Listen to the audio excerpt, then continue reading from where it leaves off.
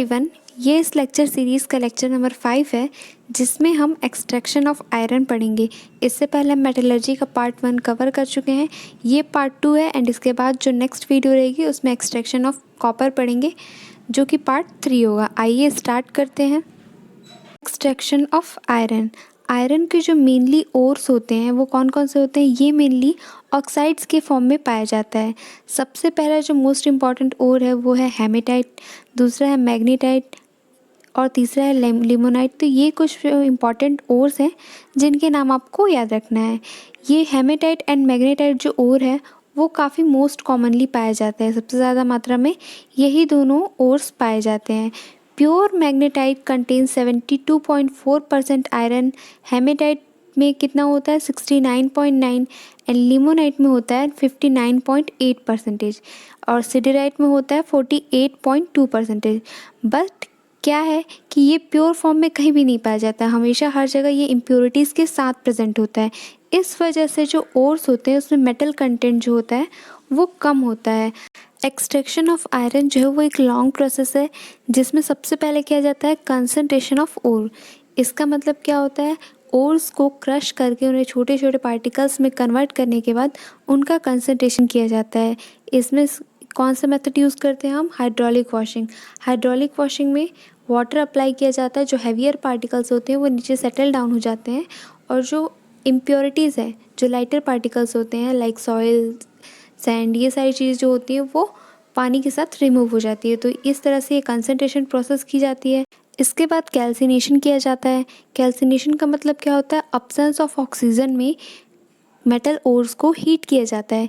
इससे क्या होता है? इससे पहला फ़ायदा तो ये होता है कि जो ओर्स हैं हाइड्रोलिक वॉशिंग के बाद जो उसमें मॉइस्चर कंटेंट प्रेजेंट है वो रिमूव हो जाता है। दूसरा क्या होता है? उसमें जो इम्प्योरिटीज़ है कार्बन के फॉर्म में, सल्फर के फॉर्म में, ये सारी गैसेस बन के लिबरेट हो जाती हैं। तो इस तरह से इसका कैल्सिनेशन किया जाता है।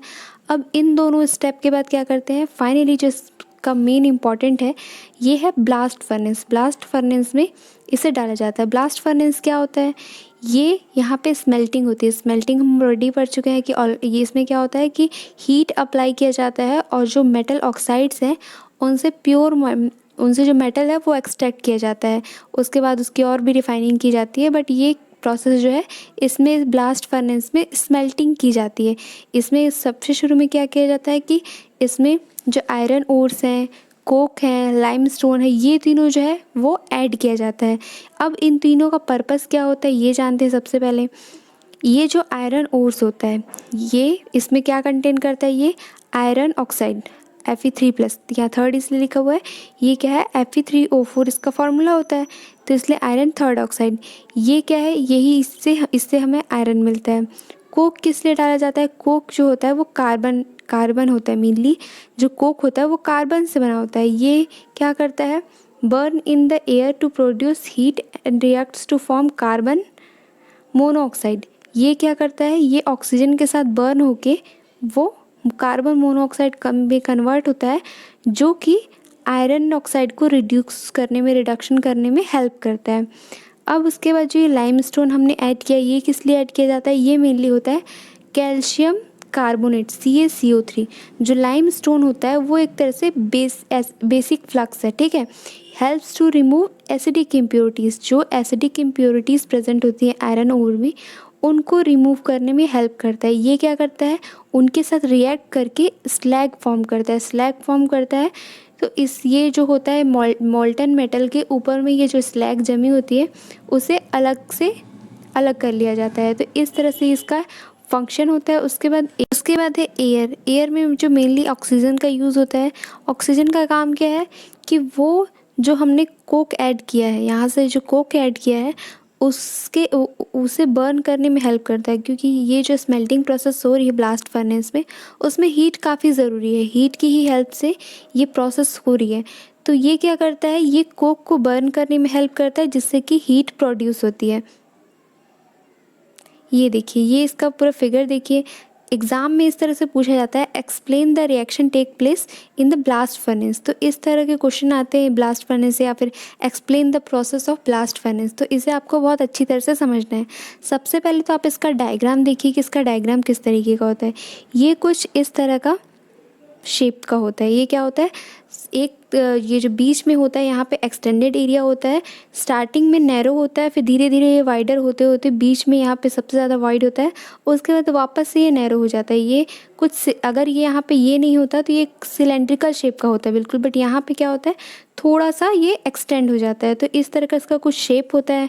ये जो होता है ये पूरा ब्रिक से बना होता है। ये जो ब्रिक होते हैं वो रिवर्बरेटरी, मतलब कि ये जो होते हैं ये बिल्कुल किसी से रिएक्ट नहीं करते, और ये जो यहाँ पे आग जल रही होती है उससे ये ख़राब नहीं होती या फिर डैमेज नहीं होते। तो इस तरह के ब्रिक से ये बनाया जाता है। अब क्या होता है, यहाँ से हॉट एयर जो है वो इंसर्ट किया जाता है। ये दोनों साइड से यहाँ पे हॉट एयर जो है वो डाला जाता है। इसकी हेल्प से क्या होता है, यहाँ जो कोक रहती है वो बर्न होती है, और यहाँ पे जो टेम्परेचर होता है सबसे ज़्यादा हाई होता है। यहाँ का जो टेम्परेचर होता है 1500 से लेके 2000 के बीच का होता है। तो ये कुछ जोन्स होते हैं, जैसे ये फर्स्ट जोन हो गया, उसके बाद ये सेकंड जोन हो गया, थर्ड जोन हो गया, फोर्थ जोन हो गया। क्योंकि हमने यहाँ से जो ऊपर से ये तीनों चीज़ें डाली है उसमें क्या होता है, जैसे ये सबसे नीचे गया, फिर यहाँ पे कोक बर्न हुई, उसके बाद धीरे धीरे प्रोसेस होती है, धीरे धीरे रिएक्शन टेक प्लेस होता है। तो इसे हम डिटेल में अभी आगे पढ़ेंगे। सबसे पहले देखिए, जो ये ब्लास्ट फर्नेस होता है उसका पर्पस क्या है, उसमें हम कर क्या रहे हैं। The purpose of blast furnace is to reduce concentrated ore chemically to its liquid metal state. Blast furnace का पर्पस क्या होता है, ये कंसनट्रेटेड ओर को रिड्यूस करके इसे लिक्विड स्टेट में कन्वर्ट कर देता है। लिक्विड स्टेट यहाँ पे आप फिगर में भी देख सकते हैं, लास्ट में क्या है, ये मोल्टेन स्टेट में पाया जाता है। ये जो आयरन होता है वो लिक्विड के फॉर्म में होता है, जिसे कलेक्ट करके इसे सॉलिड फॉर्म बाद में सॉलिडिफाइड किया जाता है।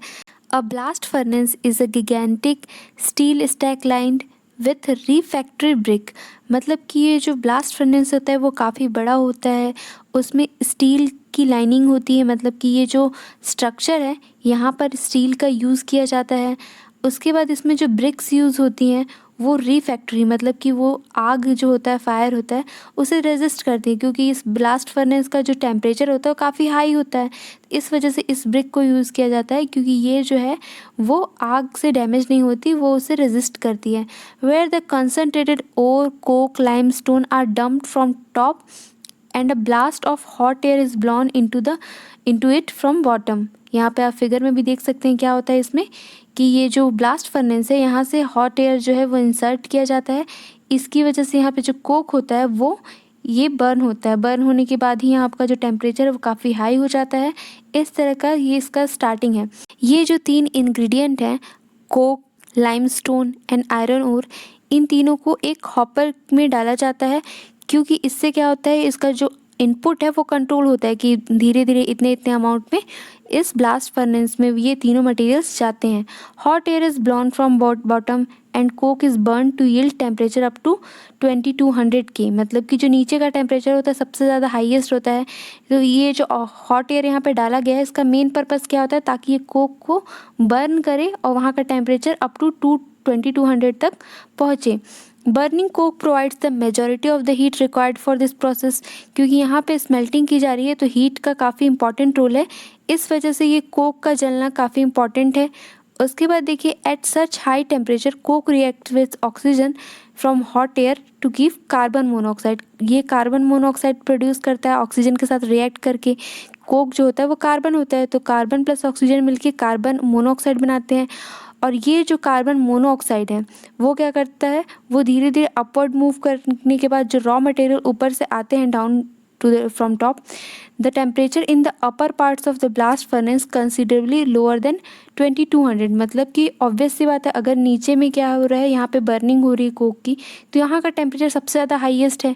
उसके बाद जैसे जैसे ऊपर जाते हैं तो टेम्परेचर आप यहाँ पे देख सकते हैं कि टेम्परेचर क्या हो रहा है, धीरे धीरे जैसे जैसे हम ऊपर जा रहे हैं टेम्परेचर जो है वो डिक्रीज़ हो रहा है।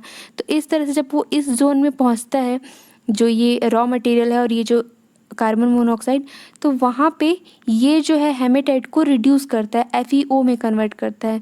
ये जो हेमेटाइट है Fe2O3, ये FeO में कन्वर्ट होता है। अब उसके बाद आगे देखिए, ब्लास्ट फर्नेस में जो है रिएक्शन किस तरह से होते हैं, क्योंकि एग्ज़ाम में आपको ब्लास्ट फर्नेस का रिएक्शन जो है वो काफ़ी पूछा जाता है, तो ये जो है आपको याद रखना है।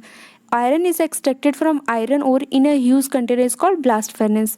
यहाँ पे हम जो ब्लास्ट फर्नेस की वर्किंग पढ़ रहे हैं, रिएक्शंस पढ़ रहे हैं, वो हम हेमेटाइट ओर को लेके पढ़ रहे हैं, क्योंकि इसके पीछे जो मेन रीज़न है वो ये है कि ये most commonly hematite and magnetite जो होता है वो सबसे कॉमनली पाया जाता है, इस वजह से हम हेमेटाइट के लिए पढ़ रहे हैं। तो ये आपको सारे रिएक्शंस जो है वो ध्यान में रखना है। The oxygen must be removed from iron oxide in order to leave the iron behind. मतलब कि अगर हमें आयरन चाहिए, आयरन का फॉर्मूला होता है Fe, तो ये जो Fe2O3 है हेमेटाइट, इसमें से हमें ऑक्सीजन को हटाना पड़ेगा, तभी हमें क्या मिलेगा कि आयरन बिहाइंड। मतलब कि Fe2O3 में जब ऑक्सीजन हट जाएगा तो हमें आयरन मिल जाएगा। Reaction in which oxygen is removed is called reduction reaction. Oxidation and reduction आपने पढ़ा होगा। ऑक्सीडेशन का मतलब क्या होता है, addition of oxygen, and removal of oxygen क्या कहलाता है, रिडक्शन कहलाता है। तो यहाँ पे क्या होगा, रिडक्शन प्रोसेस होगी। अब देखिए, carbon is more reactive than iron, so it can displace iron from iron oxide. Here all the equation are for the reaction. क्या होता है कि जो कार्बन है वो आयरन से ज़्यादा रिएक्टिव है। ये जो ब्लास्ट फर्नेस होता है उसके पहले एक और टॉपिक है एलिंघम डायग्राम, बट ये सिलेबस में मेंशन नहीं है, इस वजह से आप वो थोड़ा कॉम्प्लिकेटेड भी हो जाता है, इसलिए आपको वो ध्यान में नहीं रखना है। उससे क्या होता है, उस डायग्राम से हम कुछ चीज़ें फाइंड आउट करते हैं। उसमें एक मेन इंपॉर्टेंट ये है कि कौन सा एलिमेंट है वो किसको रिड्यूस कर सकता है, ये हम उस डायग्राम से पता करते हैं। तो आपको उतने डीप में जाने की ज़रूरत नहीं है, आपको बस ये ध्यान रखना है यहाँ पे कार्बन हम क्यों यूज़ कर रहे हैं, because carbon is more reactive than iron, so it can displace iron oxide from its oxide. मतलब कि यहाँ से क्या हो सकता है कि ये आयरन को डिस्प्लेस कर सकता है आयरन ऑक्साइड से। अब इसका रिएक्शन देखिए, आयरन ऑक्साइड को अगर हम कार्बन के साथ रिएक्ट कराएंगे तो क्या होगा कि आयरन प्लस कार्बन डाइऑक्साइड, मतलब ये क्या कर रहा है, जो कार्बन है वो यहाँ से Fe को डिस्प्लेस कर रहा है। अब डिस्प्लेस करने से क्या बनेगा, 4Fe प्लस 3CO2। इसलिए हमने यहाँ पे पढ़ा है कि क्या होता है, कार्बन ये रिडक्शन कर रहा है। अब देखिए next equation, in this reaction iron oxide is reduce to iron and carbon is oxidize to carbon dioxide. पहली रिएक्शन ये हो रही है। उसके बाद देखिए, in the blast furnace it is so hot that carbon monoxide can be used in place of carbon to reduce iron oxide. मतलब कि इस ब्लास्ट फर्नेस में क्या होता है, ये जो कार्बन है कार्बन मोनोऑक्साइड में कन्वर्ट हो रहा है। ये कोक ही तो है, ये जो कार्बन दिया हुआ है ये कोक है। तो यहाँ पे ये ऑक्सीजन के साथ रिएक्ट करके कार्बन मोनोऑक्साइड भी फॉर्म कर रहा है। तो ये जो कार्बन मोनोऑक्साइड है ये भी Fe2O3 को, मतलब कि जो हेमेटाइट है उसे रिड्यूस करके ये मेटल बना रहा है, Fe बना रहा है, ठीक है। और यहाँ पे CO2 ये जो कार्बन डाइऑक्साइड है ये फॉर्म हो रहा है। तो इस तरह से ये दोनों रिएक्शन हो रही है। अब उसके बाद नेक्स्ट देखिए, नेक्स्ट है इम्प्यूरिटीज़। अब इसमें क्या होता है कि जो हमने फ्लक्स ऐड किया, लाइमस्टोन क्या होता है, बेसिक फ्लक्स होता है। तो ये क्या करेगा, जो उसमें एसिडिक इम्प्योरिटीज़ है उसको स्लैग बना के उसको रिमूव करेगा। तो देखिए, calcium carbonate in the limestone is thermally decomposes to calcium oxide. ये जो CaCO3 है इसे कैल्शियम कार्बोनेट बोलते हैं। ये डिकम्पोज होता है calcium oxide and carbon dioxide में। तो इस तरह का इसका रिएक्शन है। अब ये जो CaO फॉर्म हुआ है, the calcium oxide then reacts with silica impurities in the hematite to produce slag. अब क्या होता है, ये जो CaO है वो जाके सिलिका से, सिलिका मतलब कि सैंड, उसमें जो इम्प्योरिटीज़ है इसके साथ रिएक्ट करके स्लैग फॉर्म करेगा। उसका फॉर्मूला क्या है, CaSiO3। तो ये जो है ये कैल्शियम सिलिकेट ये स्लैग है। इसे हम न्यूट्रलाइजेशन रिएक्शन भी बोल सकते हैं। अगर आपने एसिड बेस पढ़ा होगा तो अगर हम एसिड और बेस को मिलाते हैं तो क्या होता है, सॉल्ट प्लस वाटर बनता है, जो जिसे हम क्या कहते हैं, न्यूट्रलाइजेशन रिएक्शन। तो यहाँ पे भी सेम यही हो रहा है कि एसिड प्लस बेस मिलके क्या हो रहे हैं, एक दूसरे को न्यूट्रलाइज कर रहे हैं। तो इसे हम न्यूट्रलाइजेशन रिएक्शन भी बोल सकते हैं, क्योंकि कैल्शियम ऑक्साइड जो है वो बेसिक है और सिलिका जो है वो एसिडिक है, ठीक है। तो इस तरह से ये पूरा ब्लास्ट फर्नेस का प्रोसेस है। एक बार इसको हम डायग्राम के थ्रू भी देख लेते हैं। अब इस फिगर को ध्यान से देखिए, ये क्या है, ये ब्लास्ट फर्नेस है। यहाँ पे स्टील लाइनिंग है, ये अंदर से ब्रिक का यहाँ पे यूज़ किया गया है जो कि रिफैक्ट्री ब्रिक है। अब इसका जो ये फिगर है ये आपको क्लियर हो गया होगा। अब यहाँ पे क्या होता है कि यहाँ ऊपर से ये तीनों मटेरियल्स को है वो डाला गया है, आयरन और कोक एंड लाइमस्टोन, इन तीनों को यहाँ से ऐड किया गया। अब वो क्या होगा, सबसे पहले यहाँ नीचे जाएगा और यहाँ से हमने हॉट एयर जो है वो इंसर्ट की, यहाँ से जो है एयर को डाला जा रहा है, मीन्स की ऑक्सीजन। अब ये जो यहाँ पे हमने कोक डाला है वहाँ से जब ये हॉट एयर यहाँ पे आएंगे तो ये बर्न होगा। बर्न होने से यहाँ पे रिएक्शन होगा, क्या होगा, कार्बन प्लस ऑक्सीजन ये मिलके कार्बन डाइऑक्साइड बनेंगे और ये जो कार्बन डाइऑक्साइड है इससे फर्दर कार्बन रिएक्ट करके कार्बन मोनोऑक्साइड फॉर्म करेगा। तो इस तरह की कुछ यहाँ पे रिएक्शंस होंगी। अब ये क्या होगा, गैसेस ऊपर जाएंगी तो ऊपर से ये जो मटेरियल आ रहा है, ये जो रॉ मटेरियल है, इनसे अब ये कार्बन मोनोऑक्साइड क्या करेगा, इस Fe2O3 को रिड्यूस करेगा और ये यहाँ पे आयरन फॉर्म होगा और ये कार्बन डाइऑक्साइड फॉर्म होगा। जो गैसेस है वो यहाँ से ऊपर चली जाएंगी, ठीक है। अब यहाँ पे देखिए, यहाँ पे निकलने के लिए बना भी हुआ है हॉट वेस्ट गैसेस। जो वेस्ट गैसेस है वो इस के थ्रू निकल जाएंगी। अब इसके बाद देखिए जो स्लैग फॉर्म होगा वो क्या होगा, लाइमस्टोन डिकम्पोजेस। अब यहाँ से जो लाइमस्टोन डाला गया है CaCO3 ये डिकम्पोज होगा CaO और CO2 में। जो गैसेस है वो इधर से चली जाएंगी और जो ये CaO है वो क्या करेगा, जो यहाँ पे सैंड इम्प्योरिटीज़ हैं, सिलिका, वो इसमें से रिमूव होगी स्लैग बन के SiO3 CaSiO3 इसका फॉर्मूला है। तो ये कुछ इंपॉर्टेंट रिएक्शंस है जिनको आपको ध्यान में रखना है। अब जो ये रिएक्शन हो रही है रिडक्शन ऑफ आयरन और इसके थ्रू जो ये मेटल कलेक्ट हो रहा है ये मॉल्टन फॉर्म में है, मतलब कि ये लिक्विड फॉर्म में है और वो यहाँ पे कलेक्ट हो रहा है। उसके बाद यहाँ से उसे निकाला जाता है। अब उसके बाद ये जो स्लैग फॉर्म हो रहा है, ये जो CaSiO3 फॉर्म हो रहा है, ये इसके ऊपर में यहाँ पे कलेक्ट होता है तो इसे इस तरह से रिमूव कर लिया जाता है। इसके लिए अलग ओपनिंग होती है। तो इस तरह से ब्लास्ट फर्नेस का वर्किंग होता है। तो ये आपको ध्यान में रखना है क्योंकि ये एक इम्पॉर्टेंट टॉपिक है। Thank you everyone. अगर आपको लेक्चर्स पसंद आते हैं तो आप प्लीज़ इस वीडियो को लाइक करें, अपने फ्रेंड्स के साथ शेयर करें और चैनल को सब्सक्राइब करें। अब इसके बाद नेक्स्ट वीडियो में हम क्या पढ़ने वाले हैं, extraction of copper from copper pirate. तो ये नेक्स्ट टॉपिक है।